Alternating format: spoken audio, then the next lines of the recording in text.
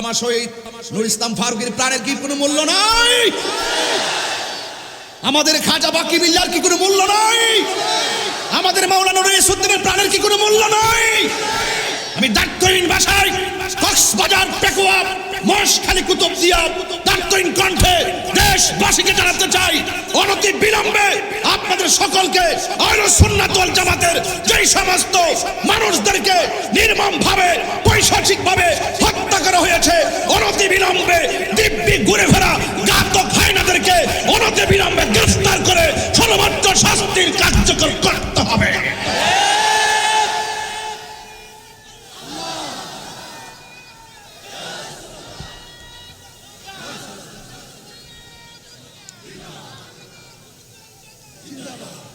আসুন আগামী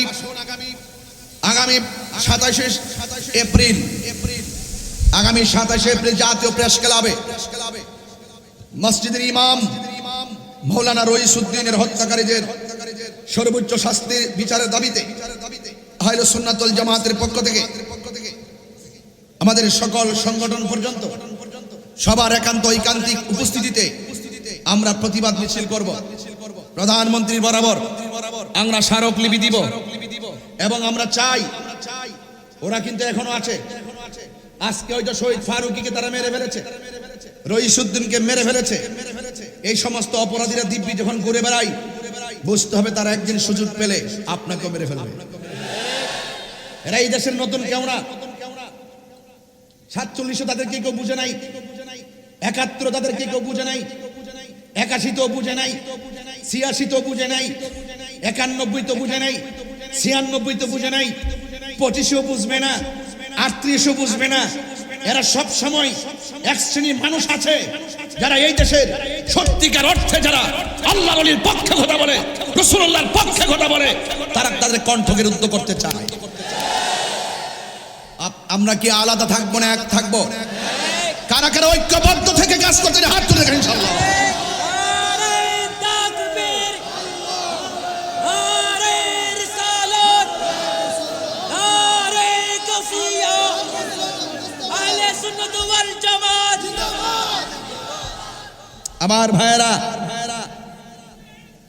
আমার ভাইয়েরা আপনারা হতাশ হবেন না। আমাদের রইসুদ্দিনের রক্ত আসলেই ইনশাআল্লাহ বৃথা যাবে না। এক মাকে কিন্তু শীত যায় না। আরে বিচার উপর দিকে হবে, অপেক্ষা করো। আমরা মোমেন, আমরা বলি আল্লাহকে মহব্বত করি,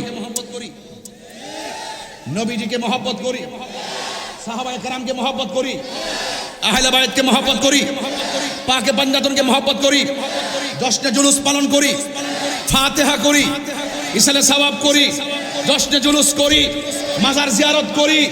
ইনশাআল্লাহ চলছে, চলবে। এটাই হলো সঠিক পথ, আহলুস সুন্নাত ওয়াল জামাতের পথ, শান্তির পথ, শান্তির পথ। এখন ঘরে বসে থাকার সময় নাই, এখন ঘরে কোনায় বসে থাকার সময় নাই। এখন আমাদের দাবি আমরা আদায় করতে হবে। নম্র ভাষায় থাকলে অনেকে দুর্বল মনে করে। আপনারা ইনশাআল্লাহ যদি থমকে যান তাহলে শেষ। আর বাতিল অপশক্তির বিপরীতে যদি দাঁড়িয়ে যান সাহস করে, তবেই আপনি বাংলাদেশ। ওয়ালা তাহিনু ওয়ালা তাহজানু ওয়া আনতুমুল আ'লাউনা ইন কুনতুম মুমিনিন। আল্লাহ বলছেন নিরাশ হয়ো না, হতাশ হয়ো না, বিজয় তোমারই হবে যদি তুমি মুমিন হতে পারো। আমরা কি বেঈমান না মুমিন? একটা সিরাত আছে না নাই? আমরা কি বাঁকা পথে না সোজা পথে? সোজা পথের নাম কি? ইহদিনাস সিরাতাল, জোরে কোন মারহাবা। সিরাত মানে রাস্তা। সিরাত মানে কি? অনেকে মুখে আছে সিরাত কিন্তু ভিতরে বাঁকা। মুখে আছে ইসলাম, ভিতরে কিছুই নাই। কথা বলেন ঠিক না বেঠিক? এখন আর শরিয়ার কথা কয় না, এখন আর নবীর পক্ষে আর কথা কয় না। এখন শুধু চাই ক্ষমতা। কইব ক্ষমতা না জনতা? না, ঠিক আছে। আল্লাহর মাজার ভাঙ্গা কও ক্ষমতা, খোদার গজব পড়ব। 97টা মাজার মাংস আমাদের এমপি মহোদয়কে বলে দিলাম। এগুলো আপনি বলবেন, কোটি কোটি সুন্নি জনতা আপনার সাথে আছে। এদেশে ইসলাম আনছে আল্লাহর ওলিগণ। 53 বছর পর এই বছর আমরা কোনোদিন দেখি নাই কোনো আল্লাহর ওলির মাজারে একটা ফুলের টুকা দিছে। যারা দিছে তারা কারা? এখনো ফেসবুকের পাতায় ঘুরতেছে, এখনো ইউটিউবে ঘুরতেছে। তদন্তের নামে বাহানা না করে আমি বলবো তরিকা বান্ধব, অলি বান্ধব আমাদের এমপি মহোদয় এগুলো তুলে ধরবেন। ইনশাল্লাহ আমরা আসি আপনার সাথে। হকের এক হানজালা কথা বলছে, সে যে কোন অঙ্গনের হোক, সারা বাংলাদেশের সুন্নি জনতা তাকে সমর্থন দিয়েছে। আমরা আমাদের নবীকে এত ভালোবাসি, নবীর পক্ষে কথা বলে কলিজাটা উজাড় হয়ে যায়। সে কওমিকরণ হতে পারে যখন সে সংসদে দাঁড়ায় বলছে যে এই দেশে যারা নবীর বিরুদ্ধে কথা বলবে তাদের সর্বোচ্চ শাস্তির বিধান কার্যকর করতে হবে, এবং দায়িত্বহীন কণ্ঠে বলছে যে আমার নবীকে যারা শেষ নবী মানে না তাদেরকে অমুসলিম ঘোষণা করতে হবে। দায়িত্বহীন ভাষায় বলার পরে আমাদের মন ঠান্ডা হয়েছে। আমরা এটাই চেয়েছিলাম, আমাদের জীবন তুচ্ছ, মুস্তাফার মহব্বত আমাদের কাছে সবার শ্রেষ্ঠ। কিন্তু তার ডানে বামে সামনে পিছনে অনেক ইসলামী দলের লোকজন বসা ছিল, যারা ইসলাম কায়েম করতে চায়, যারা শরিয়া কায়েম করতে চায়, যারা তো টিকিট দিতে পুরো সব ব্যস্ত পাঠিয়ে দিয়েছিল। হ্যাঁ, আমি ভাবছিলাম যখন হানজালাই বক্তব্য দিছে, আমি মনে মনে ভেবেছিলাম যে ওই সমস্ত ধর্ম যারা ধর্মের নামে কথা বলেছে, যারা বলেছে আমরা ইসলাম প্রিয়, তারা মনে হয় টেবিল থাপড়ায় ভাঙ্গে ফেলাইব। দেখলাম যে একটা কথাও বলে নাই। তার মানে বুঝতে হবে নবী বড় জিনিস না, নবীকে ইউজ করে, ইসলামকে ইউজ করে তারা এই দেশ এবং দেশের মানুষের বিপরীত অবস্থা নিতে চায়। আর নাইলে কথা বললেন না কেন? প্রতিবাদ করলেন না কেন? 2 মাস হয়ে যাবার পরও এই পর্যন্ত আপনারা ইসলামী মূল্যবোধের আলোকে একটা কথা সংসদে উত্থাপন করলেন না কেন? আপনারা যদি সকল বাংলাদেশের ইসলাম প্রিয় মানুষদের পক্ষ থেকে ম্যান্ডেট নিয়ে থাকেন, তাহলে মাজার ভাঙলো এই ব্যাপারে কথা বললেন না কেন? নবীর বিরুদ্ধে কটূক্তি করলো এই ব্যাপারে কথা বললেন না কেন? রইসুদ্দিনকে হত্যা করলো এই ব্যাপারে কথা বললেন না কেন? তার মানে বুঝতে হবে আপনাদের মুখে ইসলাম আছে, অন্তরে ইসলাম না। আমার অন্য কোনো কিছু নিয়ে আফসোস নাই। আমি অত্যন্ত সার্থক হব শুধু সুন্নিরা যদি এক হয়ে যায়। আর কিছু আছে? ইনশাআল্লাহ বলেন, ইনশাআল্লাহ বলেন। আমার কথায় কেউ রাজনীতি গন্ধ খুঁজবেন না, রাজনীতি গন্ধ খুঁজবেন না। আমি বলবো যারা সুন্দর করে ধর্মের কথা বলেন, এদের নাটক দেখতে দেখতে জনগণ অতিষ্ঠ হয়ে গেছে। কথা কি সঠিক? এই জন্য বলুন ইজ্জতের মালিক কে? জাহান্নামের উপর একটা রাস্তা হবে কিনা বলেন না কেন? জাহান্নামের উপর একটা রাস্তা হবে কিনা? রাস্তার নাম কি বলেন না? রাস্তার নাম কি? এখানে শুধু আমরাই উঠবো, আর কেউ উঠতো না। হিন্দু, খ্রিস্টান, বৌদ্ধ, নাসারা, মুসলমান, যত দল বিদল আছে সবাই উঠবে ওই রাস্তায়। উঠার পর আল্লাহ বলবেন পার হও। সেই দিনটা কিন্তু অপেক্ষা করতেছে। জুলুম করবেন না, জেনে সত্যকে গোপন করবেন না। আহলে সুন্নাত ওয়াল জামাতকে মাইনাস ফর্মুলা রেখে যারা মনে করে যে তারা ইসলামী লিজ নিয়ে এসেছে, আমরা একদিন প্রমাণ করব তোমরা ভুয়া। এই জনগণ প্রমাণ করবে তোমরা ভুয়া। কথা বলেন ঠিক কিনা? মিষ্টি মধুর কথা বইলা বইলা তলে তলে ষড়যন্ত্র, এগুলো আমরা সব বুঝি। এই জন্য বলেছি কবর শুধুমাত্র প্রথম ঘাট নয়, এই ঘাটের পরে আরো ঘাট আছে। হাসরের ময়দান একটা ঘাট, পুলসিরাত একটা ঘাট। এই পুলসিরাত সাধারণ জিনিস না। এখানে আসার পথে রাস্তা দেখে অনেক খুশি হয়েছি। এদিকে যে ব্রিজের পর্দা রাস্তাগুলো হয়েছে, গতবার এসে তো একটু ঝরাজন্য পেয়েছিলাম, এবার ডাইরেক্ট চলে এসেছি। খুব সুন্দর রাস্তা, নদীর উপর দেখলাম ব্রিজ, নিচে পানি। কিন্তু আল্লাহ যেদিন ব্রিজটা দাঁড় করাবে নিচে হবে আগুন। নিচে কি হবে? আগুনের ব্রিজ দেখছেন কোন? পানির উপরে ব্রিজ দেখেছেন, কিন্তু আগুনের উপরে ব্রিজ দেখেন নাই। আগুনের উপরে ব্রিজ হবে। এই ব্রিজটা কিন্তু আমাদের এর মতন মোটা হবে না, চুলের চাইতে চিকন হবে, হীরার চাইতে ধারালো হবে। নিচে থাকবে জাহান্নামের আগুন, আর আগুনটা লাল হবে না, আগুনটা হবে কালো। এই যে আগুনটা হবে কালোবাজি, আগুনটা কালো হবে এবং কুচকুচ কালো হবে। রাস্তাটা হবে চিকন। বাবা আরেকটু সাউন্ড উঠাই দিও। রাস্তাটা হবে চিকন, হীরার চাইতে ধারালো, নিচে থাকবে আগুন, আগুনের রং হলো কালো। ও যুবক, একটা কথা বলি, বলেন মহেশখালীতে যখন চুলার মধ্যে আগুন ধরায়, আগুনের ধরায় লাকড়ি দিয়া, আগুন ধরায় বিভিন্ন কাঠ দিয়া, আগুন ধরায় খেরের কারি দিয়া, কিন্তু আল্লাহ রাব্বুল আলামিন বলেন ওয়াকুদুহান নাস ওয়াল হিজারা উইদ্দাত লিল কাফিরিন। হাসরের মাঠে যেই দিন পুলসিরাতটা কায়েম হবে, নিচে থাকবে আগুন, এই আগুনটা আল্লাহ ধরাবে মানুষ এবং পাথর দিয়া। রাসূল করিম সাল্লাল্লাহু আলাইহি ওয়াসাল্লাম বলেন এই আগুনটা অনেক তাপ হবে। এই আগুনটা কিন্তু আল্লাহ পাক প্রস্তুত করছেন উইদ্দাত লিল কাফিরিন, কাফেরদের জন্য। কিন্তু আল্লাহ পাক কোরআনে বলছেন এই জাহান্নামের নিচে থাকবে মুনাফিকরা। আঙ্গুর আরো জোরে আছে না নাই? আঙ্গুদেশে মুনাফিক আছে না নাই? উপরে ফিটফাট ভিতরে, উপরে ফিটফাট ভিতরে এইরকম মুনাফিক আমার জন্মের পরে মুনাফিক দেখি নেই। ঠিক আছে কিনা? হ্যাঁ। এরপরে এই জাহান্নামের নিচে একদম তলদেশে থাকবে মুনাফিকরা। আল্লাহর হাবিব সাল্লাল্লাহু আলাইহি ওয়াসাল্লাম একদিন সাহাবায়ে কেরামদেরকে নিয়ে বসে কথা বলছেন। হঠাৎ করে বিকট একটা আওয়াজ হলো। সাহাবায়ে কেরাম বলেন ইয়া রাসূলুল্লাহ, এত বিকট আওয়াজটা কোথায় থেকে হলো? বলুন, মহেশখালীর মানুষ, কুতুবদিয়ার মানুষ, আওয়াজ করে বলুন আমার নবী জানার ক্ষমতা আছে না নাই? আসলে আছে। ক্ষমতা নবীর দিছে কে? এই নবীর এই কথাগুলো বলা কি অন্যায়? নবী শান শুনলে সহ্য করতে পারে না এমন অনেক মানুষ আছে। আছে কি না বলেন?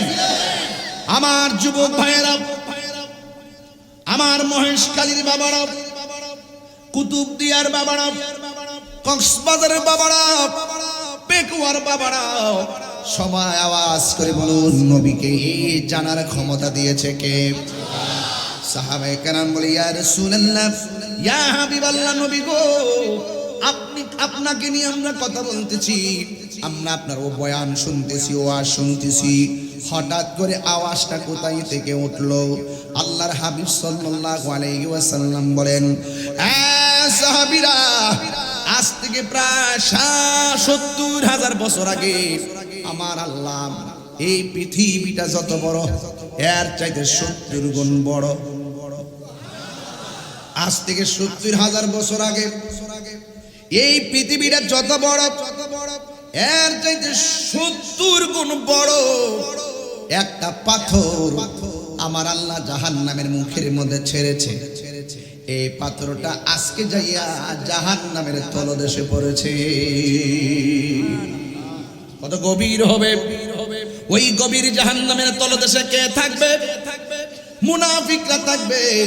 আল্লাহ রাব্বুল আলামিন কোরআনে বলেছেন ইন্নাল মুনাফিকিনা ফিল দারকিল আসফালি মিনান নার। আল্লাহ রাব্বুল আলামিন বলেন ওই জাহান্নামের সর্বনিম্ন স্তরে মুনাফিকরা থাকবে। এই জন্য সুন্নিরা যাই করুক না করুক কিন্তু কোনোদিন মুনাফিকি করে না। আমাদের একটা আদর্শ আছে না নাই? আরো জোরে বলো আছে না নাই? এবার মুনাফিকরা জাহান্নামের সর্বনিম্ন স্তরে থাকবে। এখন প্রশ্ন হলো হুজুর মুনাফিক অর্থ কি? মুনাফিক অর্থ দ্বিমুখী নীতি অবলম্বনকারী। আর মুনাফিক কাকে বলে? যারা দ্বিমুখী নীতি অবলম্বন করে তাদেরকে মুনাফিক বলে। মুনাফিক চিনার উপায় কি? মুনাফিক আমরা চিনব কেমনে? যারা কথায় কথায় মিথ্যা কথা বলে, ইজা ওয়াদা আখলাফা, যারা ওয়াদা করলে খেলাফ করে, ইজা তুমিনা খানা, যাদের কাছে কোনো আমানত রাখা হলে আমানতের খিয়ানত করে, এরা হলো মুনাফিক। আর একটা হাদিসের মধ্যে পেয়েছি মুনাফিকের আলামত হলো 4টা। 1 নম্বর কথা বললে মিথ্যা বলে। এমন মিথ্যাবাদী আমাদের আছে না নাই? মোবাইলটা হলো মিথ্যার ফ্যাক্টরি। কথা কন্টিনিউ না বেটি? কথায় কথায় মিথ্যা বলে। আর 2 নম্বর ওয়াদা করলে খেলাফ করে। 3 নম্বর যাদের কাছে আমানত রাখা হলে আমানতের খেয়ানত করে। আর 4 নম্বর হলো তাদের নামাজ রোজা হজ যাকাত যাই করুক না কেন, নামাজ পড়লেও বাহাদুরি করে আমি নামাজি, আমি মুসল্লি, হজ করে আমি হাজি। এইরকম ভাবে যারা আমল নিয়ে তাকাব্বুরি করে এদেরকে মুনাফিক বলা হয়। ইবাদত কোনো মানুষকে দেখাইবার জন্য না, একজনকে সন্তুষ্টি করার জন্য। জবান খুলে বলুন তিনি কে? আল্লাহু আকবার বলেন না কেন?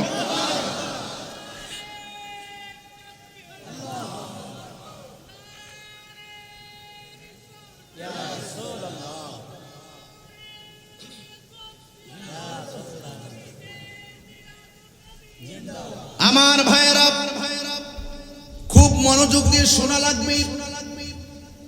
আমার নবী, আপনার নবী রাহমাতুল লিল আলামিন, তিনি বলছেন জাহান্নামীর উপরে যখন বৃষ্টি দেওয়া হবে, সেদিন বোঝা যাবে কে আসল আর কে নকল। দুনিয়াতে বাটফারি কইরা ছাড় পেলেও আল্লাহ ছাড় দেয় কিন্তু ছেড়ে দেয় না। কথা কোন ঠিক কিনা? আল্লাহ ছাড় দেয় কিন্তু ছেড়ে দেয়। আল্লাহ ধরা কি নরম না শক্ত? ইন্না বাতশা রাব্বিকা লাশাদীদ। আল্লাহর ধরা অনেক শক্ত। যুবক ভাইরা মনোযোগ দেন, মনোযোগ। ওয়াজ ইমোশনের জায়গা না, কিছু নেওয়ার জায়গা। এখন একটু কথা বলি ভিন্ন আঙ্গিকে, কারণ এখন সময়টা আগের মতো না। এখন সময়টা হলো আমাদের সুন্নিয়তকে তারা নস্যাৎ করে দেওয়ার জন্য ষড়যন্ত্র করছে। কোনোদিন বিক্রি হবেন না, মনে থাকবে তো ইনশাল্লাহ। ওই সমস্ত জাহেলদের পাল্লায় আমরা পড়বো না ইনশাল্লাহ। পড়বেন আপনারা? এই জন্য আল্লাহর হাবিব বলেন জাহান্নামের উপরে যে রাস্তাটা হবে, রাস্তার নাম কি? আরো জোরে কর না। ওই পুলসিরাতে যখন মানুষ উঠবে, ওই পুলসিরাতের ভিতরে 7টা ঘাট হবে, 7টা ঘাট। প্রথম ঘাটের মধ্যে আমার আল্লাহ রাব্বুল আলামিন জিজ্ঞেস করবে ঈমান সম্পর্কে। তাইলে বোঝা গেল আলা আলা ঈমান আনি মাল্লা মুহাব্বত আলা, যার অন্তরে নবীর মহব্বত নাই তার ঈমান নাই। যার ঈমান থাকবে না তার জাহান্নামের উপরে দিয়ে পুলসিরাতে পড়ে যাবে। পুলসিরাত কেটে কেটে জাহান্নামে পড়ে যাবে। বান্দারে জিগাইবে, ও বান্দা, ঈমান সম্পর্কে তুমি কিছু বলো। বান্দা বলবে আল্লাহ আমরা ঈমান আনছি তোমার উপরে, ঈমান আনছি তোমার বন্ধু নবীর উপরে, ঈমান আনছি নবী রাসূলদের উপরে, ঈমান এনেছি তাকদীরের উপরে, ঈমান এনেছি আখিরাতের উপরে, ঈমান এনেছি ফেরেশতাদের উপরে, ঈমান এনেছি আসমানি কিতাব সমূহের উপরে, ঈমান এনেছি আখিরাতের উপরে। এ বন্ধু গো, এখন হিসাবটা মিলাই দেখেন। প্রথম প্রশ্নটা হবে ঈমান নিয়া। আল্লাহ মানা নবী মানা নয়, নবী মানলেই আল্লাহ মানা হয়। এই বাস্তবকে বুঝে না, কইটা কিভাবে? মাইকটা খুব ভালো করছে। তুমি খুশি? খুশি খুশি। আমি হচ্ছে মাইক ভালো, মাইকের মালিক খুশি।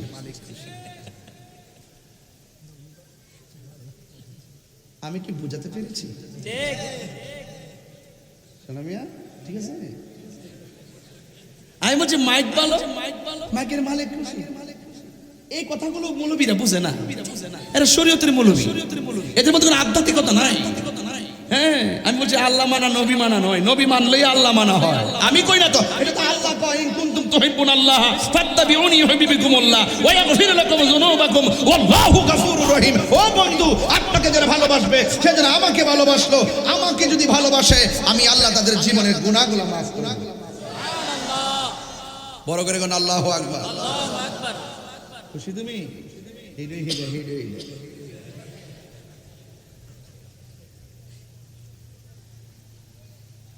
আপনারা বুঝতে পারছেন আমার কথা? কবরে গেলে সব কিন্তু শেষ হয়ে যাবে।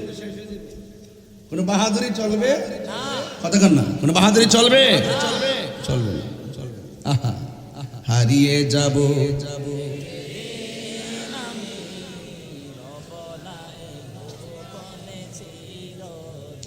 বাবাজান।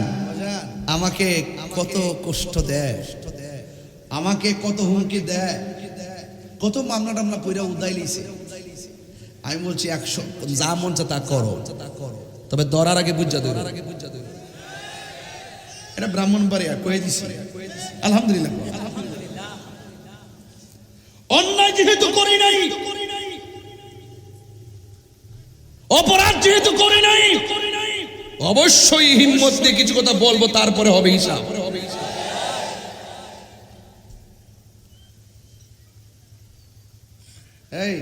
এই খুশি তো মুখে?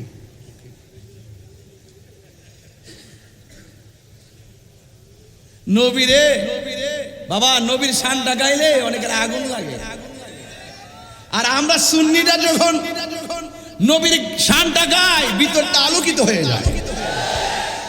এবার দেখলাম পয়লা বৈশাখ উপলক্ষে কি সুন্দর হুজুররা হাতের মধ্যে তসবি লইয়া পান্তাবাদ ইলিশ মাছ খাইতেছে। কইটা সংস্কৃতি, সংস্কৃতি।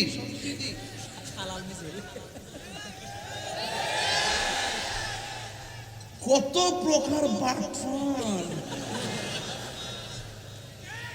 আর আমরা যখন সবে বরাতে হালুয়া রুটি খাই, ঈদে মিলাদুন নবীর জশ্নে জুলুস যখন করি, তারপর বিতরণ করি, নবীর শান গাই, মিলাদ কিয়াম করি, তখন ইডারে তারা বেদাতের ফতোয়া দেয়।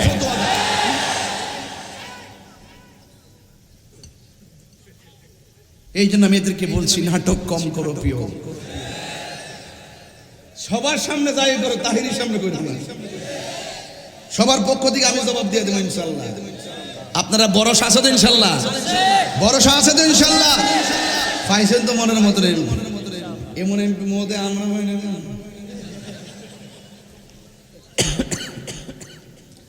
সুন্নিয়ত এটা শান্তির পথ, এটা সৌভাগ্যের পথ, এটাই সঠিক। দেশকে যারা ভালোবাসে, দেশের মানুষকে যারা ভালোবাসে, দেশের মাটিকে যারা ভালোবাসে, ধর্মকে যারা ভালোবাসে, ধর্মের নামে যারা ধর্মান্ধতা ছড়ায় না, ধর্মকে নিয়ে যারা বিভিন্ন ধরনের কলুষতা ছড়ায় না, এই সমস্ত মানুষগুলো প্রেক্ষাপট গিরে যথেষ্ট প্রাসঙ্গিক। তাদের ডাইনে থাকলো ভালো, বামে থাকলো ভালো। ভাষাটা একটু কঠিন করছি আর কি, হয়তো নাও বুঝতে পারে। বলেন, হারিয়ে যাব একদিন আমি, রব নাই ভুবন চিরদিন। বলো হারিয়ে যাব, মাশাআল্লাহ, রব নাই ভুবন চিরদিন। ক্ষমা করে দিও তোমরা আমায়, বলো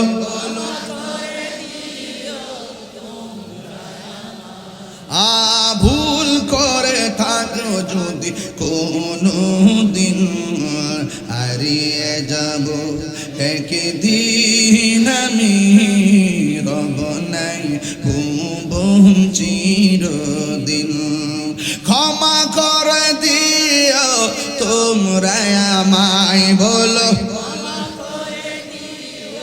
তোমরা আমায়। ভুল করে তাকে যদি কোনো দিন, হারিয়ে যাব আর রব নাই ভুবন চিরদিন। বাঁশি বাগানে বা গোরস্থানে হয়তো দিবে মোরে কবর, তোমরা আমায় যাবে ভুলে, রাখিবে না জানি কোনো খবর। বাঁশি বাগানে বা গোরস্থানে হয়তো দিবে মোরে কবর, তোমরা আমায় যাবে ভুলে, রাখিবে না জানি কোনো খবর। পড়বে কি মন আমার কথা, ফেলবে কি অস্ত্র কোনো দিন, হারিয়ে যাব এ রব নাই ভুবন চিরদিন। বলো হারিয়ে যাব একদিন আমি, রব নাই ভুবন চিরদিন। জোরে জোরে কি আল্লাহু আকবার বলা যাবে না? বন্ধু আমি ওয়াজ শুরু করে দিয়েছি, আর ডানে বামে যাওয়া যাবে না রে বাবা। যদি পারেন একটু চোখের পানি ফেলে বাড়িতে যাবেন। আমি কিন্তু যাই বলি না কেন কাউরে আমি আঘাত করছি না, আমি শুধু ওই কথা বলতে চাই ভাই রে, একদিন দিয়ে তো মইরাই যাবেন। দুনিয়ার স্বার্থের জন্য কত মুনাফিকি করবেন, দুনিয়ার স্বার্থের জন্য কত সত্যকে আড়াল করবেন, দুনিয়াদারির জন্য কত নিজের ব্যক্তিত্বকে জলাঞ্জলি দিবেন। কথা গনা ঠিক না? আমি কাউকে আঘাত দেওয়া উদ্দেশ্য নয়।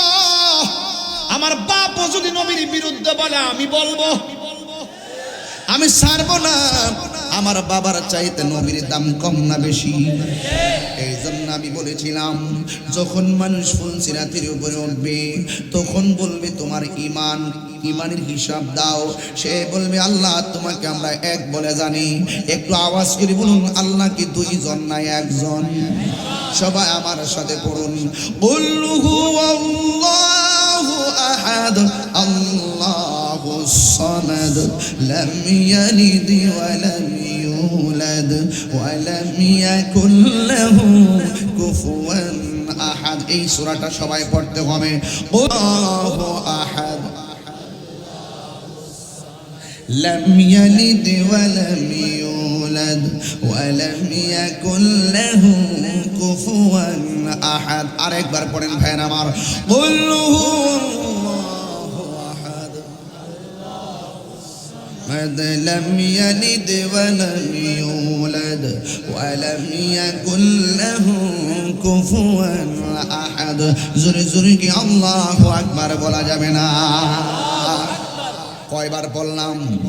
হাদিস শরীফের মধ্যে এসেছে, কেউ যদি সূরা ইখলাস একবার পড়ে কোরআনের 30 পারার মধ্যে 10 পারার সওয়াব দেওয়া হবে। 22 বার পড়লে 20 পারা খতমের সওয়াব দেওয়া হবে। 3 বার যদি পড়েন রে বাবা, তাহার আমল নামায় গোটা 1 খতম কোরআন তেলাওয়াতের সওয়াব দেওয়া হবে। ও মুরব্বি আব্বা, একটু সূরা ইখলাসটা বেশি বেশি করে পড়বেন। ও যুবক ভাইরা, প্রতি ওয়াক্ত নামাজের মধ্যে সূরা ইখলাস রাখবেন। ও আমার আম্মারা, যেই বাসায় খাওয়া দাওয়া করলাম, এরা দেখলাম অনেকে ভক্ত, অনেক আগ্রহের সাথে অনেক বেশি রান্না বান্না করে আমাদেরকে মেহমানদারি করেছেন। অনেক মকসুদ আছে, আল্লাহ যেন এদের মকসুদটা পূরণ করে দেয়। ও যুবকের দল, ও আমার মা, প্রতিটা ওয়াক্ত নামাজের ভিতরে অন্ততপক্ষে সূরা ইখলাসটা রাখবেন। এটা ছিল মা ফাতেমার অভ্যাস।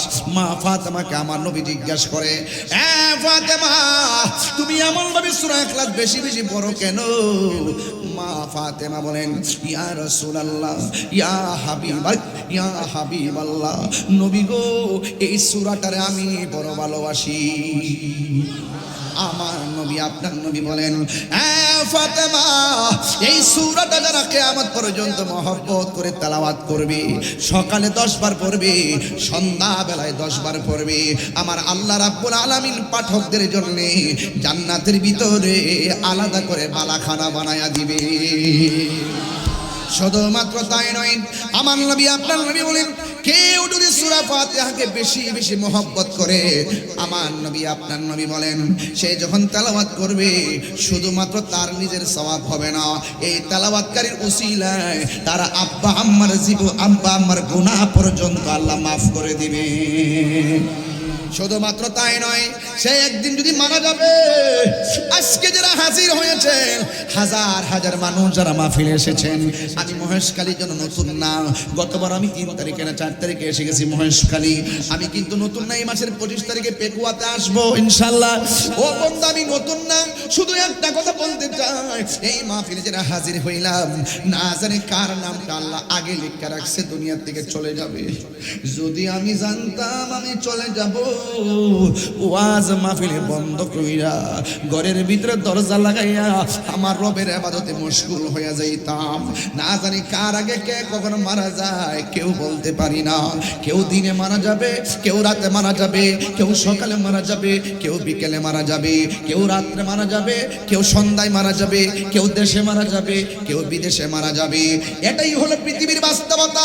কে আগে মারা যায় কেউ বলতে পারি না যেদিন মরে যাই না কেন ফুলসিরাতের গেটের মধ্যে আমাদেরকে যাওয়া লাগবে।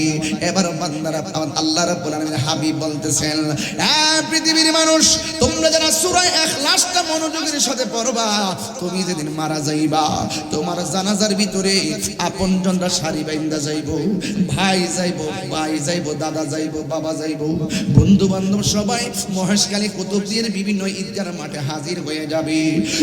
বন্ধু, একদিন হয়তো আমি চলে যাব, আমার জানাজার ভিতরে অনেক মানুষ শরীক হয়ে যাবে। আমাদের এমপি মহোদয়, আমার ভাই ফরিদ ভাই চলে যেতে পারে। একদিন এই যে দুইটা পাশে চেয়ারে বসে আছি, একদিন না জানি কোন দিন কার অ্যাবসেন্সে এই চেয়ারটা খালি হয়ে যায়, কেউ বলতে পারি না। জানাজার ময়দানে হাজার হাজার মানুষ উপস্থিত হয়ে যাবে। আল্লাহর হাবিব বলে, যারা সূরা ইখলাসকে মহব্বত করে, সূরা ইখলাসকে মহব্বত করার কারণে সে যেদিন মারা যাবে ওই জানাজার ভিতরে আপনজন সবাই উপস্থিত হবে, কিন্তু সূরা ইখলাসকে যারা মহব্বত করবে তার জানাজার মধ্যে আসমান থেকে হযরতে জিবরাইল এবং মিকাইল জানাজার ময়দানে হাজির হয়ে যাবে। আর বড় করে বলেন না সুবহানাল্লাহ। শুধু শুধু কি বুঝেন না, এই তিনবার কি লেগে পড়াইছি। আল্লাহ যদি এই তিনবারের কথাটা কবুল করে তাইলে আমাদের জীবন ধন্য হয়ে যাবে। আমরা গুনাহগার, ব্যস্ততার কারণে নামাজ পড়ার মতো পড়ি না, রোজা রাখলে রাখার মতো রাখি না, হজ করলে করার মতো করি না। এবার দেখো কত বছর দিন একটা ফ্লাইট গেল হজের উদ্দেশ্যে, আবার একের পর এক হাজীগণ যাবে মক্কা মদিনার উদ্দেশ্যে। আল্লাহ যেন আমরা সবাই হাজীদের সঙ্গে কবুল করে জোরে গণ আমিন। ওই মুহূর্তে আল্লাহ জিগাইব, ঈমান হিসাব দাও। বান্দা বলবে, আল্লাহ আমরা তোমাকে এক বলে জেনেছি, যদিও তোমার দেখি নাই, না দেখে তোমাকে সেজদা করেছি। আপনার মহেশখালীর মানুষ জবান কইলে বলেন, সেজদা পাওয়ার মালিক কে? আজকে অনেক মানুষ আমরা মাজার পূজারি কয় কি কয় না, এমন ভাবে আমরা উপস্থাপন করে মনে হয় যেন আমরা মাজার লইয়া ফিরে থাকি, মনে হয় যেন আমরা মাজারে সেজদা করি, মাজারে যেন সেজদা করি। আসলে আমরা মাজারে সেজদা করি না, জিয়ারত করি। জিয়ারত করা কি হারাম না সুন্নত? আরো জোরে করে, হারাম না সুন্নত? আমরা করি জিয়ারত, ওরা বলে আমরা পূজা করি। তাইলে এরা জন্মগতভাবে মিথ্যাবাদী, এরা 14 গোষ্ঠী মিথ্যাবাদী। হারামজাদা সাফার দাঁত ফলাই দেওয়া দরকার পড়ে।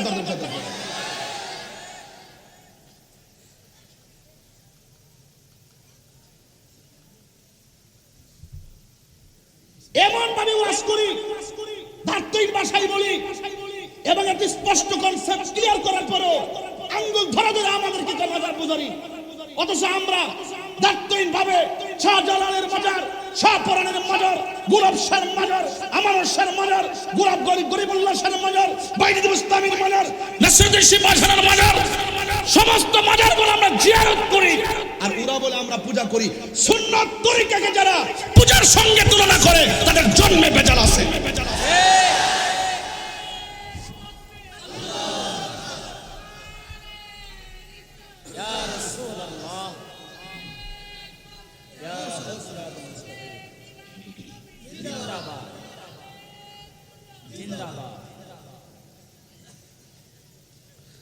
আমার কথা কি রাগ করছেন আপনারা? সুন্নতকে কি কেউ হারাম কইতে পারবো? যেই ব্যক্তি নবীর সুন্নতকে অবজ্ঞা করে তার কি ঈমান আছে? আমি বুঝছি ফতোয়া দিছি, ফতোয়া তাহিরি পারলে উল্টা তোর 14 গোষ্ঠী লই আমার সামনে কিছু কই না দিক আছে, কই না দিক আছে।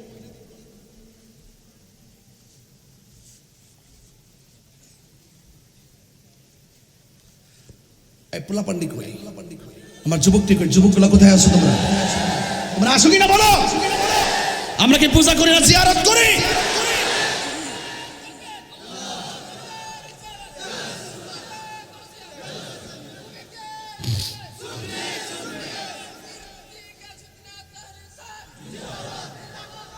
মাজার সুরক্ষা কমিটি করো, পাড়াই পাড়াই, মহল্লায় মহল্লায়, ইউনিয়নে ইউনিয়নে, উপজেলা ভিত্তিক, জেলা ভিত্তিক, রাষ্ট্রব্যাপী মাজার সুরক্ষা কমিটি করো। এবং মাজারকে যারা ভাঙার জন্য আসবে তাদেরকে প্রতিরোধ কমিটি তৈরি করো, দাঁত ভাঙা জবাব দেওয়া হবে ইনশাআল্লাহ। কথা বলে ঠিক হবে।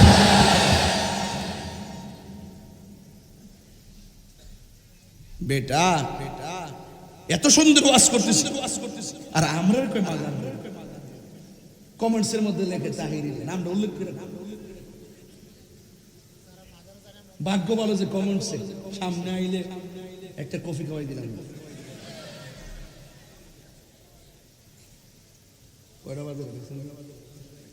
হ্যাঁ বেশি লম্বা হয়েছে গা ওয়াজকে বেশি লম্বা হয়ে যেতেছে। আপনার কি কষ্ট পাইতেছেন নাকি? আবার আর একটু সময় কি দিব আপনাদেরকে ইনশাল্লাহ? বলেন আল্লাহ কি দুইজন না একজন? আর আঙ্গুল দিল্লা করেন আল্লাহ, আল্লাহ কি দুইজন না একজন? আমরা কি আল্লাহ ছাড়া কাউকে সাজদা করি? সাজদা পাওয়ার মালিক কে? আল্লাহ ছাড়া কারোর কাছে মাথা নত করি? মাথা নত করি কার কাছে?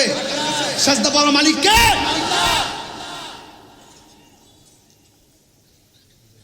বান্দা বলবে আল্লাহ আমরা তোমাকে না দেখে বিশ্বাস করছি। সুবহানাল্লাহ কোনা গেলে এবার বলেন ফুলছড়ি ঘাটের মধ্যে কি আটকাবার কিছু আছে?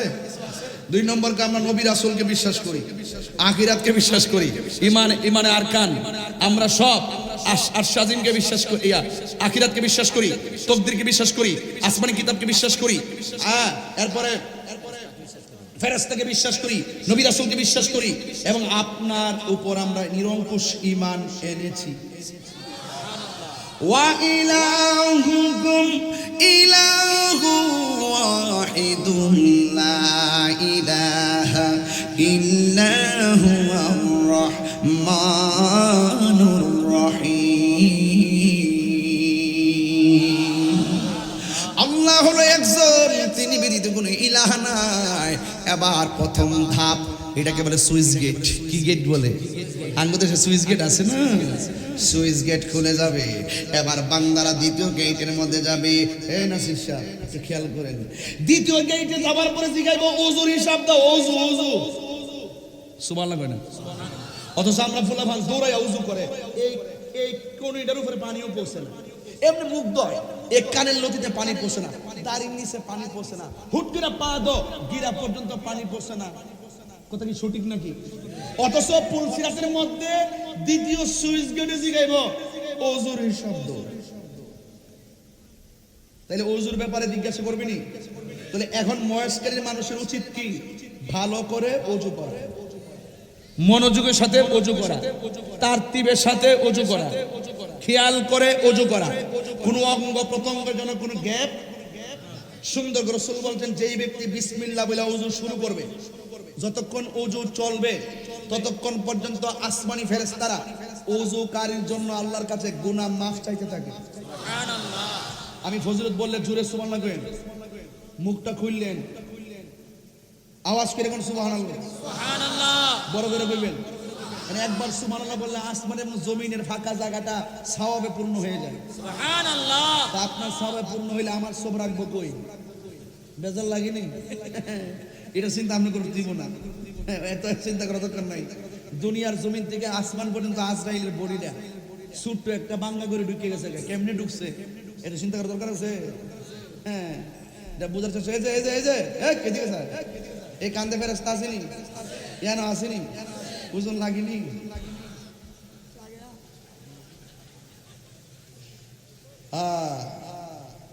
খাঁচার ভেতর অচি পাখি কেমনে আসে যায়, খাঁচার ভেতর অচি পাখি কেমনে আসে যায়, তারে ধরতে পারলে মন বেড়ি, তারে ধরতে পারলে মন বেড়ি দিতাম পাখির পায় কেমনে আসে যায়। জোরে খাঁচা ভেতর অচি পাখি কেমনে আসে যায়। আমার ভিতরে বাল্ব আসেনি ভাই? বাল্ব আসে না? আছে তো? কিডনি আসেনি, মাথায় মগজ আসেনি, গোশতের ভিতরে হাড্ডি আসেনি।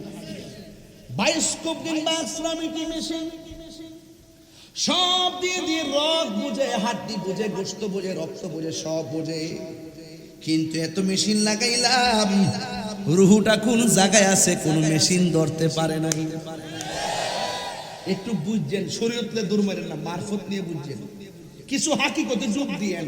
ইয়াসআলুনাকা আনির রূহ কুলির রূহু মিন আমরি রাব্বি। ও বন্ধু, কেউ যদি আপনাকে রূহ সম্পর্কে জিজ্ঞেস করে, শুধু আপনি বলবেন এটা আল্লাহর আদেশ মাত্র। সুবহানাল্লাহ।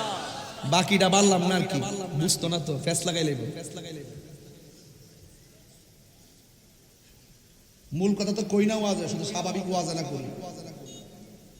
ওযু, আল্লাহর হাবিব বলেন, যেই ব্যক্তি ওযু করার সময় হাতটারে দৌত করবে কয়বার? জোরে গণ, আরো জোরে গণ। আমার নবী, আপনার নবী বলেন, যেই ব্যক্তি ওযু করার সময় দুই হাত তিনবার করে দৌত করবে, এই হাত দিয়া জীবনে সে যত গুনাহ করেছে, আমার আল্লাহ ওযুর পানির সঙ্গে হাতের গুনাহগুলো মাটির মধ্যে জড়াইয়া ফালাইয়া দিবে। ওযু, ওযু খুব ফজিলতপূর্ণ ওযু। এরপরে আমার নবী বলেন, কেউ যদি কুলি করার সময় মুখের ভিতরে পানি দেয়, পানি দেওয়ার সময় গড় গড় করে কুলি করার সময় পানি যখন ফেলে দিবে, বন্ধুরে আমার, ও মহেশকারীর বাবা, ও কুতুবদিয়ার বাবা, এবার আমার নবী, আপনার নবী বলেন, এই মুখের ভিতরে গড় গড় করে পানি ফেলবে, এই মুখ দিয়া সে জীবনে যত গুনাহ করেছে, আমার আল্লাহ ওযুর পানির সঙ্গে মুখের গুনাহগুলো মাটিতে ফেলে দিবে। এরপরে হাত দৌত করবে। আল্লাহর হাবিব বলেন, মুখমণ্ডল দৌত করবে, এই চোখ দিয়া যত গুনাহ করেছে, আল্লাহ রাব্বুল আলামিন এই চোখের গুনাহগুলো পানির সঙ্গে ফেলে দিবে। শুধুমাত্র তাই নয়, ওযু করার সময় থুতনির গোড়া থেকে, চুলের গোড়া থেকে, কানের লতি থেকে, আঙ্গুল থেকে, পায়ের আঙ্গুল থেকে যেই ফুটাটা ঝরবে, লাস্টের যেই ফুটাটা ঝরবে, এই ফুটার সাথে আমার আল্লাহ অল বডির গুনাহগুলো মাটিতে ফেলে দিবে। এরপরে এখানে সীমাবদ্ধ নয়, আল্লাহর হাবিব সাল্লাল্লাহু আলাইহি ওয়াসাল্লাম বলেন, ওযু করার সময় যখন বান্দা আসমানের দিকে তাকাইয়া কালিমা শাহাদা পড়বে, আল্লাহ রাব্বুল আলামিন তার জন্য 8টা জান্নাতের দরজা খুলে দিবে। সুবহানাল্লাহ, আল্লাহু আকবার। আমার যুবক ভাইয়েরা, আমার মুরব্বি বাবাজিরা, অনুরোধ করে বলি, 2 নম্বর হলো ওযু, 3 নম্বর হলো নামাজ। আপনারা জবান খুলে বলুন, সেই নামাজ আমরা চাই কি চাই না? আর জোরে বলো, চাই কি চাই না? নামাজ পড়বেন, হুজুরি কলবে নামাজ পড়বেন, নামাজ পড়া জান্নাতে যাবে, আবার নামাজ পড়া মানুষ জাহান্নামে যাবে। আমিনাতুন নাসিবাতুন তাসলা নারান হামিয়া, গাট্টি গাট্টি পরিমাণ আমল কইরাও দুজকের মধ্যে যাবে। কারা জানেননি? এখন আপনাদেরকে সহজে বুঝবেন। নবীর মনে কষ্ট দিয়া নামাজ পড়লে লাভ হবে না, মা বাবার মনে কষ্ট দিয়া নামাজ পড়লে লাভ হবে না, না না। আমার নবী, আপনার নবী বলেন, 3 নম্বর গেটের মধ্যে নামাজ নিয়ে জিজ্ঞেস করবি, 4 নম্বর গেটের মধ্যে জিজ্ঞেস করবে, হক নিয়ে জিজ্ঞেস করবি। আপনারা জবান খুলে বলেন, বান্দার হক মাইরা খাইলে জবাব দিতে আছে না নাই? আল্লাহ রাব্বুল আলামিন হাবিব বলেন, ও যুবক, আল্লাহ রাব্বুল আলামিন হাবিব সাল্লাল্লাহু আলাইহি সাল্লাম বলেছেন, আল্লাহ রাব্বুল আলামিন হাসরের ময়দানে 2টা গুনাহ কোনোদিন মাফ করবে না। জোরে কোন কয়টা? 1 নম্বর গুনাহ হলো যারা আল্লাহর সঙ্গে শরীক করে, কারণ ইন্না শিরকা লা যুলমুন আযীম, নিশ্চয় শিরক হলো সবচাইতে বড় গুনাহ। 2 নম্বর যারা মানুষের হক মেরে খায়। 3 নম্বর এই গেল 4 নম্বর। 5 নম্বর হলো যারা আত্মীয়তা সম্পর্ক ছিন্ন করে। আমাদের সমাজের ভিতরে গত কিছুদিন আগে ঈদ গেছে, ঈদের মধ্যে দেখবেন নিজের কাপড় কিনছে, নিজের বউয়ের কাপড় কিনছে, কিন্তু মায়ের কাপড় কিনতে মনে নাই। এমন অনেক সন্তান আছে না নাই? মাহফিল সাজালে আল্লাহ পায়ে যাবেন, অসম্ভব। মাহফিল সাজালে নবী পায়ে যাবেন, নিজের কাপড় কিনতে মনে আছে, বউয়ের কাপড় কিনতে মনে আছে, সন্তানের কাপড় কিনতে মনে আছে, কিন্তু মায়ের শাড়ি কাপড় কিনতে মনে নাই, বাবার লুঙ্গিটা কিনতে মনে নাই। আপনি যতই মাহফিল সাজান আর খানায় কাবায় যান, কোনো লাভ হবে? এই যুবক, আপনাকে বলছি, আমার ওয়াজ যদি এক সেকেন্ডের জন্য ভালো লেগে থাকে, অনুরোধ করছি কয়েকটা, আল্লাহর সঙ্গে শরীক করেন না, খবরদার নবীরে কষ্ট দিয়েন না। 3 নম্বর বান্দার হক নম্বর হলো নামাজটা ঠিক মতো হইরেন। 5 নম্বর হলো আত্মীয়তা সম্পর্ক ছিন্ন করবেন, আল্লাহ ইয়াদখুলুল জান্নাতা কাতিউন, আত্মীয়তা ছিন্নকারী বেহেশতে প্রবেশ করবে না। এক কথা কোন ঠিক না বেঠে? এই জন্য খবরদার মা বাবার সঙ্গে সম্পর্ক ছিন্ন কইরা ওই চট্টগ্রাম যাইয়া 5 তলা বিল্ডিং এ থাকবা আর মনে মনে ভাবতেছো তাহির হুজুরের দাওয়াত কইরা আইনা একটু মার কবরটা জিয়ারত করাইলেই বুঝি মার হক আদায় হয়ে যাইব, বাপের হক আদায় হয়ে যাব। এই যে বুড়া মানুষটা হুজুরটা বইয়া রইছে, এই ফুত ফুত করতে করতে করতে করতে করতে করতে কোমর ব্যথা হয়ে গেছে গা, ফিটটা ব্যথা হয়ে গেছে গা। মুরব্বিরে জিজ্ঞেস করেন আগের মতো হাঁটতে পারেননি, তিনি বলবেন না। আগের মতো রুকু দিতে পারেননি, তিনি বলবেন না। আগের মতো চোখে দেখেননি, তিনি বলবেন না। আগের মতো হাঁটতে পারেননি, তিনি বলবেন না। আগের মতো মাথায় বোঝা তুলতে পারেননি, তিনি বলবেন না। আগের মতো কথা বলতে পারেননি, তিনি বলবেন না। আগের মতো খাইতে পারেননি, তিনি বলবেন না। এরপরে এত অসুবিধা হওয়ার পরও সন্তান বাপের খবর নেয় না। অথচ তুমি একদিন খাইতে পারতা না, মা বাপ তোমার খাওয়াইছে। একবার তুমি চলতে পারতা না, মা বাপ তোমাকে চলা শিখাইছে। 1 টাকা রুজি করতা না, তোমাকে মা বাপ ছোট থেকে বড় করতে করতে সর্বোচ্চ শিক্ষা পর্যন্ত নিছে। আর সেই মা যখন দুর্বল হয়ে গেল, সেই বাপটা যখন দুর্বল হয়ে গেল, তখন বুড়া বেটা আর বুড়া বেটি বলে গালি দাও। মা বাবা অসুস্থ নিয়ে পড়ে থাকে, তুমি খবর পর্যন্ত নেও না। আল্লাহর কসম করে বলি, যেই সন্তান মা বাপকে কষ্ট দিবে তার নামাজ রোজা এমনকি হজে গেল লাভ হবে।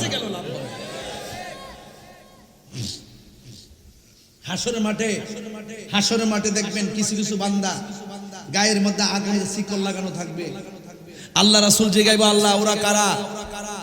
আল্লাহ রাসূলকে বলবেন, ও বন্ধু, এরা হলো তারা যারা দুনিয়ার জমিনে মা বাপরে কষ্ট দিছে।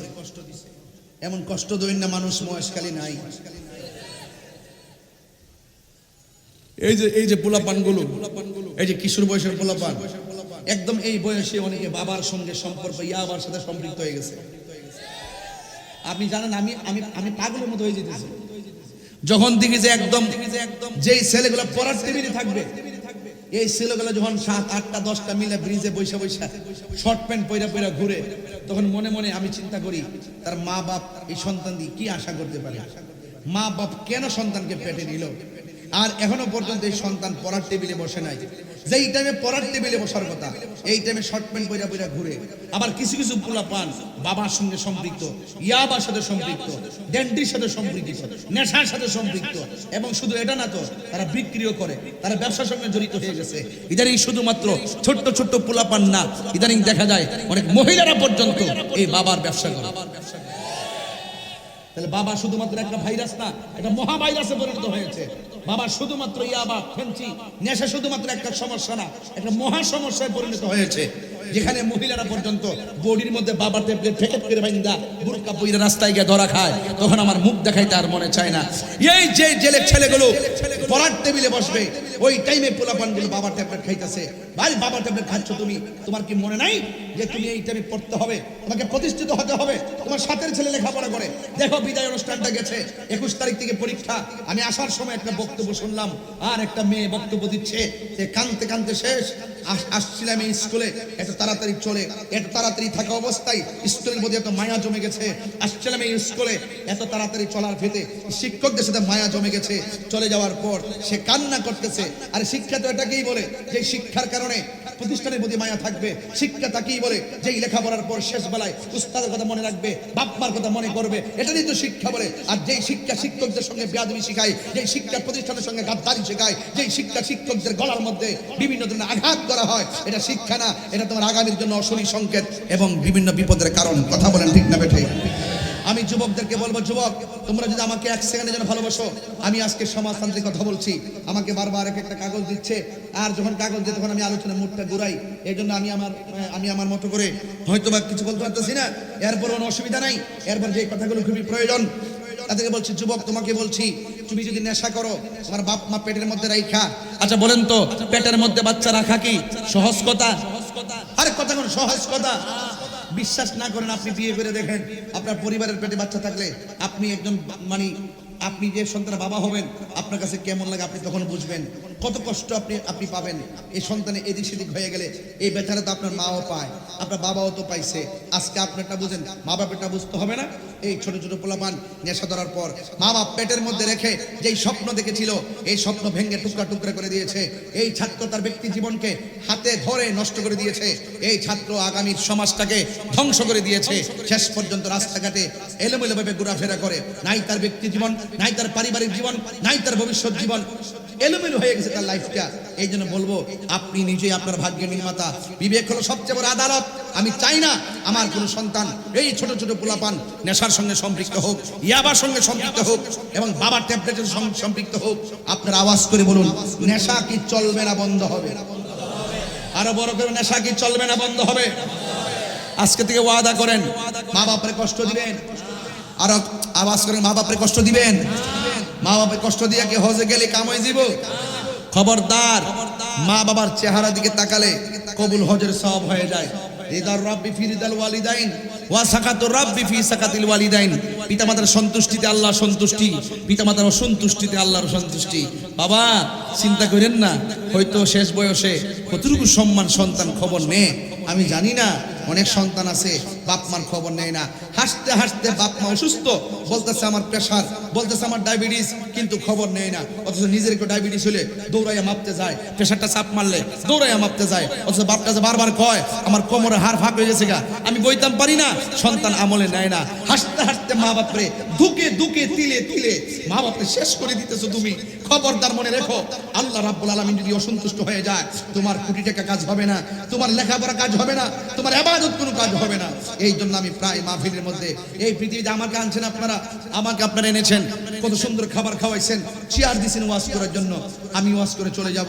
পৃথিবীর সবার কাজের মধ্যে স্বার্থ আছে, কিন্তু মা বাপের দোয়ার মধ্যে কোনো স্বার্থ নাই।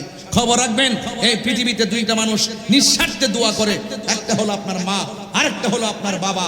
এই জন্য আমি প্রায় মাহফিলের মধ্যে গুনগুন করে ওই গানটা গায়, নিঃস্বার্থে ভালোবাসে শুধু আমার মা,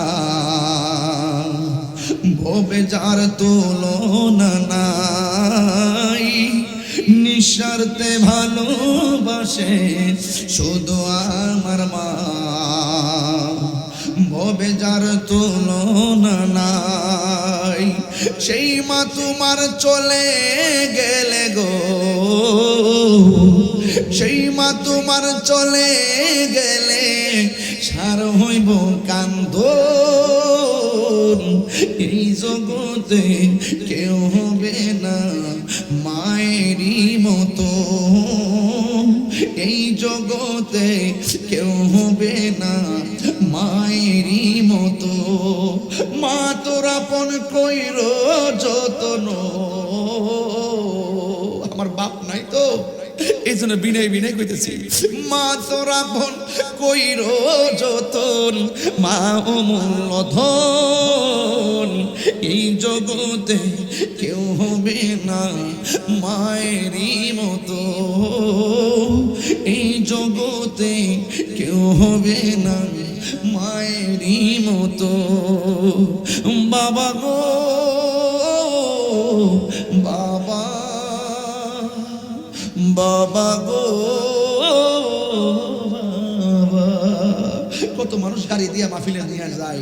আজকে বাপটার যদি এই মাহফিলে নিয়ে আইতাম, বাপটা যদি এত মানুষ দেখতো কত খুশি হইতো। আমার পোলা এত হাজার হাজার মানুষ নিয়ে কথা বলে। আজকে আমার ভাই এমপি হয়ে গেছে, আরে মা বাপ দাদা দাদি যদি বাচ্চা থাকে, আরে বাবা তারা যে কত খুশি হয় সন্তানের 100 উন্নতির ক্ষেত্রে, কত যে উন্নতির ক্ষেত্রে।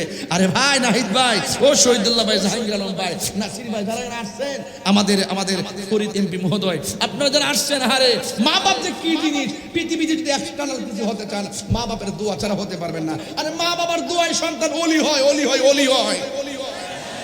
এই জন্য আমার বাপের কথা মনে হয়েছে তো একটু কন্যা আমার সাথে সবাই, বাবা গো বাবা, বাবা গো বাবা, বাবা তুমি কেমন আছো ছোট মাটির ঘরে, তোমার তোমার কথারি হৃদয় মাঝে পড়ছে বারে বারে বাবা গো বাবা বাবা গো বাবা কত আদর কত স্নেহ তোমার কাছে পেলাম সব কিছু হারিয়ে আজকে নিঃস্ব হয়ে গেলাম সব আছে বাপ মা নাই খালি খালি লাগতেছে কত আদর কত স্নেহ তোমার কাছে পেলাম সব কিছু হারিয়ে আজকে নিঃস্ব হয়ে গেলাম ভালোবাসি তোমায় বাবা বুকটা যে যাইছি রে ভালোবাসি তোমায় বাবা বুকটা যে যাইছি রে তোমার কথার হৃদয় মাঝে পড়ছে বারে বারে বাবা গো বাবা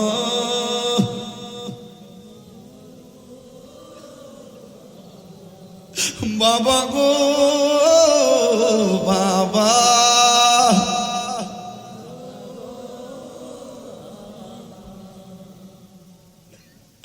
ওই বাপটা কবরে শুয়ে রইল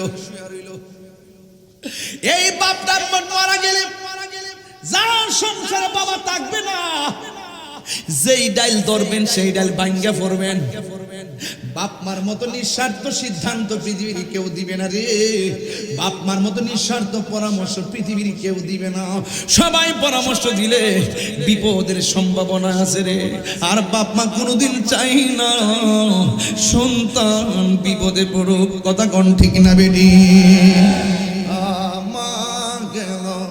এত দামি জানে না সকলে বলো মা কেন এত দামি জানে না সকলে মাত্র দুইটা শাড়ি বাঁশের মধ্যে লাইট দিছেন মাঝখান অন্ধকার দেখা যায় হয়তো বা লাইটটা আর কত দিবেন পাশেও দিছেন একটু মোবাইলে লাইটটা জ্বালাই দেন এই লাইটটা যেমনি জ্বলবো ঠিক এভাবে যেন আল্লাহ পাক মা বাপের কবরে নূরের বাতি জ্বালায়া দেয় একটু একটু জ্বালাইয়া দেন একটু জ্বালাইয়া দেন খেয়াল করেন যে আল্লাহ আল্লাহ গো আমার মা বাবা আমার ছোটবেলায় যেমন মায়া করছে এমন ভাবে তুমি আমার বাপ মারে কবরে মায়া করো আখিরাতে মায়া করো এই বেটা ঘরের মধ্যে খাওয়াইতে বইয়া কো হুজুর আমার ফুলার একটা আরজি আছে নানি ঘরের ভিতরে নানি আমি কিন্তু দোয়া করতেছি একটু হাতটা লড়াই বলেন কেউ উঠবেন না দোয়া করে সব বাইর যাবেন মা বাবা লেগে দোয়া করবেন আমি কিন্তু 5-6 মিনিট ভিতরে দোয়া দিয়ে দেব ইনশাআল্লাহ একটু হাতটা লড়াইলেরা মা কেন এত দামি জানে না সকলে বলো মা কেন না সকলে জানতো যদি পড়তো দেখে কুরআন হাদিস খুলে একটি হজের সওয়াব মিলে একটি হজের সওয়াব মিলে মাকে একবার দেখিলে দেখিলে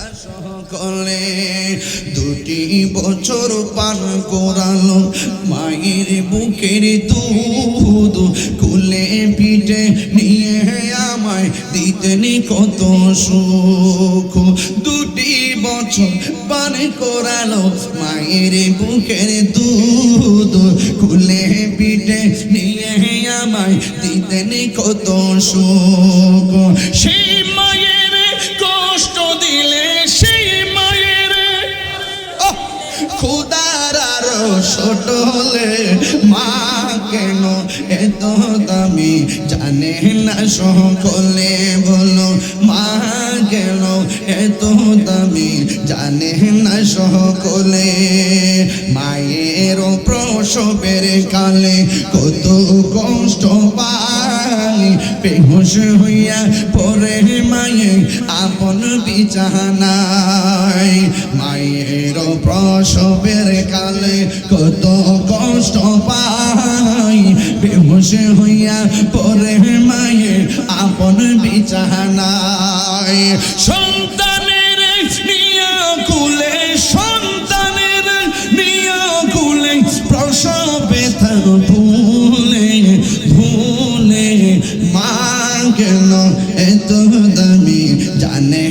সকলে বলো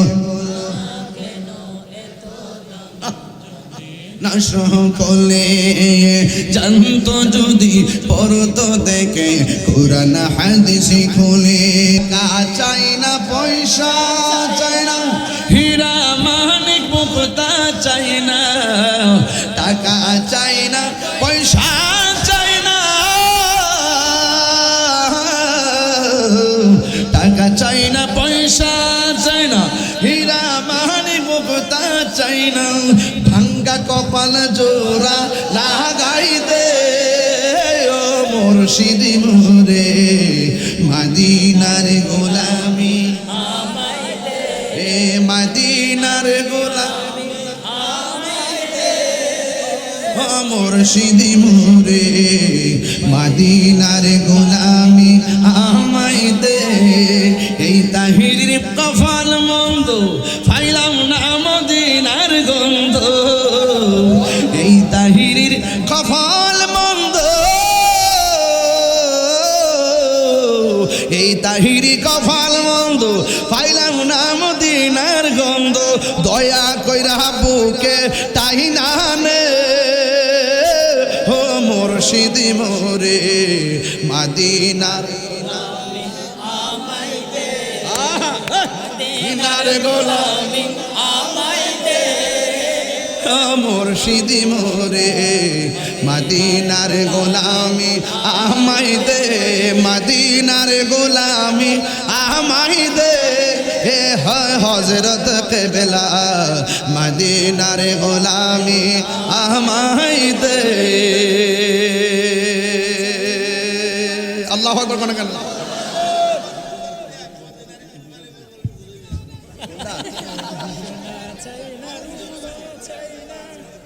লাইন নেই তো আচ্ছা আচ্ছা সত্যিকারে কোন এ নাসির বসন্তি ফেট্টালে আর হয়েছে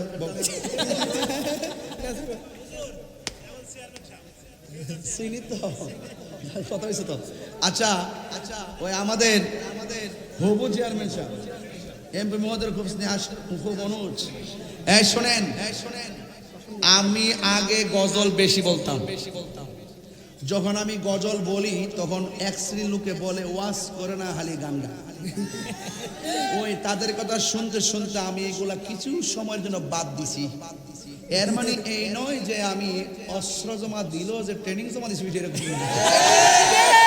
এই জন্য এখন থেকে এতদিন আমি নিজে যখন গাইতাম তখন আমার বিরুদ্ধে কথা বলতো এখন আমার অনুরোধ করে করে গাওয়া আল্লাহর রহমতে আমি ভালোই আছি কোনটা গাইতাম কোনটা এটা মদিনার দুলবালি মোর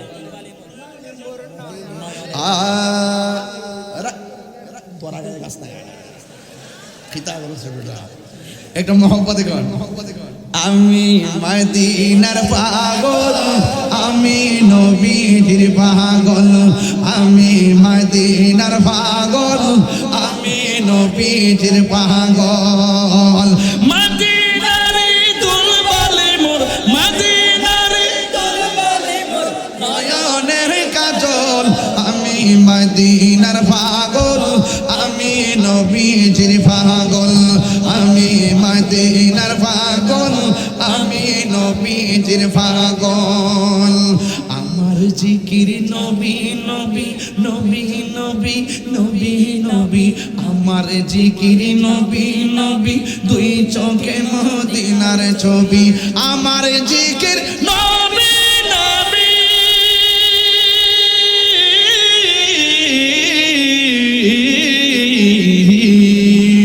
আমার জিকির নবী নবী দুই চোখে মদিনার ছবি নবীর প্রেমে দিতে রাজি নবীর প্রেমে দিতে রাজি নবীর প্রেমে দিতে রাজি জীবনের সকল আমি মদিনার পাগল আমি মদিনার পাগল আমি মদিনার পাগল আমি নবীজির পাগল মদিনার দুলবালি মোর মদিনার দুলবালি মোর নয়নের কাজল আমি মদিনার পাগল আমি নবীজির পাগল আমি মদিনার পাগল আমি নবীজির আসল কথা বলবো, আমার রোগের সকল ওষুধ দয়াল নবীর সালাম দরুদ।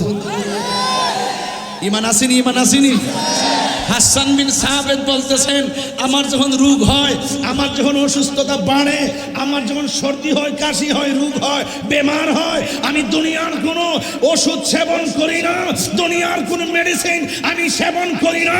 আমি আমার মোহাব্বতে হুব্বে মুস্তাফার প্রেমে আমি যখন নাতে রাসূল সানায়ে মুস্তাফা আসমায়ে মুস্তাফা নাতে মুস্তাফা যখন পরিবেশন করি, আমি হাসান বসরির রোগ বিমার ভালো হয়ে যায়।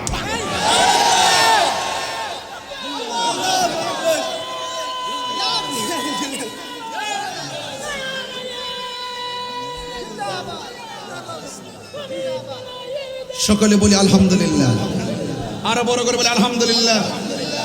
বাবা জান, আপনারা যেভাবে একের পর এক গজল খালি বলতে শুরু করছেন, আমি কিন্তু যেতে পারবো না। আমি যে চালাকি করে ওয়াজটা যে শেষ করছিলাম, বাকি ওয়াজটা এমপি মহোদয় দিয়ে চালাইছিলাম, কিন্তু এরপরও এমপি সাহেবের যুগ সাজুসে নাতে রাসূলের প্রেম সাগরে যখন বাসাই দিছেন, আমার ভালোই লাগছে। আলহামদুলিল্লাহ, আলহামদুলিল্লাহ।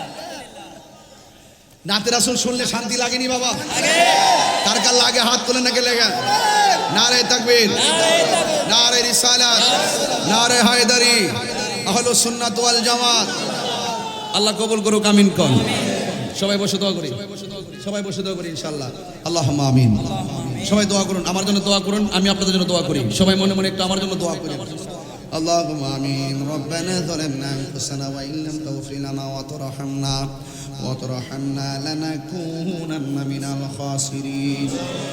ربنا آتنا في الدنيا حسنة وفي الآخرة حسنة وقنا عذاب النار। আল্লাহ, প্রায় 2 ঘন্টা হয়ে গেল, একটা মানুষ নড়াচড়া করে নাই। যারা বসে আছে বসে আছে, যারা দাঁড়িয়ে আছে দাঁড়িয়ে আছে। আশিক রাসূলদের ধীরে ধীরে সময় যত চলছে সংযোগ হচ্ছে। আল্লাহ, যারা তোমার মহব্বতে আরামের ঘুম হারাম করে দিল, তোমার বন্ধু নবীর মহব্বতে আরামের ঘুম হারাম করে দিল, আল্লাহ সবার জীবনের গুনাহগুলি মাফ করে দাও। আল্লাহ, যারা টাকা দিয়ে, পয়সা দিয়ে, জ্ঞান দিয়ে, শ্রম দিয়ে, বুদ্ধি দিয়ে আজকের জান্নাতের বাগান সাজাইছে গো আল্লাহ, আল্লাহ মেহেরবানি করে এই ইমানি 20তম বার্ষিক সুন্নি মহাসম্মেলন, এই 20টা বছরের ভিতরে অনেকগুলো মুরব্বী কবর দেশে চলে গেছে। আমরা সমাজের মানুষ মুরব্বী শূন্য হয়ে গেছি। আমরা গড়টা ভর্তি ছিল, আব্বা যখন চলে গেছে গড়টা যেন ভাঙে গেছে। গড়টা ভর্তি ছিল, দাদা দাদি চলে গেছে, গড়টা শূন্য হয়ে গেছে। আল্লাহ মেহেরবানি করে ওই আব্বা আম্মার কবরটাকে জান্নাতের বাগান বানিয়ে দাও। আল্লাহ মেহেরবানি করে যাদের আব্বা আম্মা বেঁচে আছে গো আল্লাহ হায়াত বাড়াইয়া দাও। আল্লাহ তুমি মেহেরবানি করে পূর্ণ সুস্থতার সাথে নেক হায়াত দান করে দাও। আল্লাহ মেহেরবানি করে এই বড় মহেশখালীতে আর আসতে পারি কি পারি না জানি না, এই এলাকার গুরুস্থানের কবর পাশে না আযাব তুমি মাফ করে দাও। আল্লাহ মেহেরবানি করে আমাদের সম্মানিত এমপি মহোদয়, তিনি জীবন বাজি রেখে হক কথাগুলো বলেন। আল্লাহ সমাজের তরে ওনাকে পূর্ণ সুস্থতার সাথে নেক হায়াত দান করো। আল্লাহ মেহেরবানি করে এমন মানুষগুলোই তো দেশের জন্য সম্পদ, দিনের জন্য সম্পদ। আল্লাহ মেহেরবানি করে পূর্ণ নেক হায়াত দান করে দাও। আল্লাহ জালেমদের জুলুম থেকে, দুশমনদের দুশমনি থেকে হেফাজত করো। আজকের অতিথি যারা আছেন প্রত্যেকটা অতিথির মুর্দা কলব জিন্দা করে দাও। সেই নাটারে মদিনা ওয়ালার আয়না বানায়া দাও। আল্লাহ মেহেরবানি করে আমাদেরকে একবার হলেও নবীর দিদার নসিব করে দিও। আল্লাহ পর্দানসীন মা বোনরা যারা হাত বাড়ায় দিছে, আমার মা বোনদেরকে আবেদা সালেহা মুমিনা বানায়া দিও। রাবিয়া বসরি জিন্দেগানি নসিব করে দিও। আল্লাহ মেহেরবানি করে আল্লাহ আমার অত্যন্ত কাছের মাওলানা আসির সাহেব অনেক খেদমত করেন। আল্লাহ ওনার সুন্নিয়তের খেদমতের মানটাকে আপনি বুলন্দ করে দেন। আল্লাহ অনেক সুন্নি উলামায়ে কেরাম সুন্নিয়তের খেদমত করেন। আল্লাহ জালেমদের জুলুম বাতিলদের কবল থেকে জানমাল ঈমানকে হেফাজত করো। আবু বকর সিদ্দিক রাদিয়াল্লাহু তাআলা আনহু, হযরত ওমর ফারুক রাদিয়াল্লাহু তাআলা আনহুমা, এই দুইজনের নামে সংগঠন যুবক পোলাপানগুলো আমাকে অনেক দূর থেকে রিসিভ করে এনেছেন। আল্লাহ এই যুবকগুলোর এমন টাকার মালিক বানায় দিও যেন বারবার মদিনায় যায় আমার নবীর সালাম দিতে পারি। আল্লাহ মেহেরবানি করে পর্দারের মা বোনদের অনেকের ছেলে আছে মেয়ে নাই, মেয়ে আছে ছেলে নাই। এমন অনেক সংসার আছে যাদের ছেলেও নাই মেয়েও নাই। আল্লাহ সন্তান দিয়া রব্বি হাবলি মিনাস সালিহিন এই আয়াতের উসিলায় আল্লাহ নিঃসন্তান মায়ের ঘরে সন্তান দাও। আল্লাহ সংসারটার আলোকিত করে দাও, রহমতের সামিয়ানা তুমি বিছাইয়া দাও। আল্লাহ বহির্বিশ্বে যুদ্ধের সংকটের কারণে অনেক প্রবাসীরা বিপদের মধ্যে আছে, সবার জান মালকে আপনি আমানত রাখেন। আল্লাহ মেহেরবানি করে এই বাংলাদেশ থেকে আল্লাহ বিপদ আপদ তুলে নেন। আল্লাহ সকল মানুষকে নির্বিঘ্নে চলাফেরার তৌফিক দিয়ে দেন। আল্লাহ অনেকের বুকে ব্যথা, পিঠে ব্যথা, গ্যাস্ট্রিক, আলসার, প্রেশার, ডায়াবেটিস, হার্টের সমস্যা, দুনিয়ার ডাক্তার কবিরাজ বুঝি না গো আল্লাহ, দয়াল নবীর খাতিরে রোগ বিমার তুমি ভালো করে দাও। 21 তারিখ থেকে এসএসসি এবং দাখিল পরীক্ষা শুরু হবে। আল্লাহ মেহেরবানি করে ওই পরীক্ষার্থীদেরকে কামিয়াবি করে স্কুলে সুনাম মা বাবার কলিজা ঠান্ডা করে দাও। আল্লাহ মেহেরবানি করে আমাদের সবাইকে মাফ করে দাও। এই মাহফিলটা আগামী বছর নয় কিয়ামত পর্যন্ত তুমি কবুল করো। হাজার হাজার মানুষ, ডানে মামে মানুষের কোনো অভাব নাই। আল্লাহ আমরা সবাই 5 ওয়াক্ত নামাজি বানায় দাও। আল্লাহ এই যুব সমাজগুলোকে নেশা থেকে তুমি বাঁচায় রাখো। আল্লাহ খুন খারাপি থেকে সমাজকে তুমি হেফাজত করো। মহেশখালী কুতুবদিয়ার মানুষ আল্লাহ প্রত্যেকে তোমার হাতে হাওলা করে দিয়ে যাই। আল্লাহ আজকে আমরা যারা বসলাম এমন ভাবে নবীর কদম মুবারকে জান্নাতের ভিতরে কবুল করে নিও। আমার মরণের কতদিন বাকি আমি জানিলাম না গো আল্লাহ, মরণের কতদিন বাকি 40 দিনের আগে বাইরে মতের নিশানি আজরাইল আইসা কায়রা নিব চোখে দিয়া আন্দি আমি জানিলাম না গো আল্লাহ, মরণের কতদিন বাকি। আল্লাহ দেশদ্রোহী ধর্মদ্রোহী যারা হাত থেকে আমরা সবারে জান মালা মানত রাখবো। আল্লাহ মুরব্বী আব্বা দোয়া চাইছে তার সন্তান আল্লাহ ডাক্তার এবং আরেকজন পরীক্ষা দিব। আল্লাহ এমন ভাবে যারা দোয়া চাইছে যত নাম ধরে বলবো কত। আল্লাহ গো মেহেরবানি করে একটা হাত খালি ফিরাইয়া দিও না। हर तरफ से पहुंचेगा उन्हें आगे गिरा है हमें दे पना दे रो शहीद करबला की वास्ते बुलबुले बागे मदीना खुर्रत आयुने रसूल या नबी बी फातिमा खैरुन निसा की वास्ते बहुत कासिन कुल्लु नासिन शरीबुन कब्र बैतिन कुल्लु नासिन दाखिलुन या इलाही अपनी जात किबरिया के वास्ते खोले दे दरवाजे रहमत खुदा की वास्ते गुनहगार हम गुनहगार तो गफ्फारो व सल्लल्लाहु ताला हबीबिल करीम व अला आलिहि व अस्हाबिहि अजमाइन आमीन आमीन कलिमा तय्यबा ला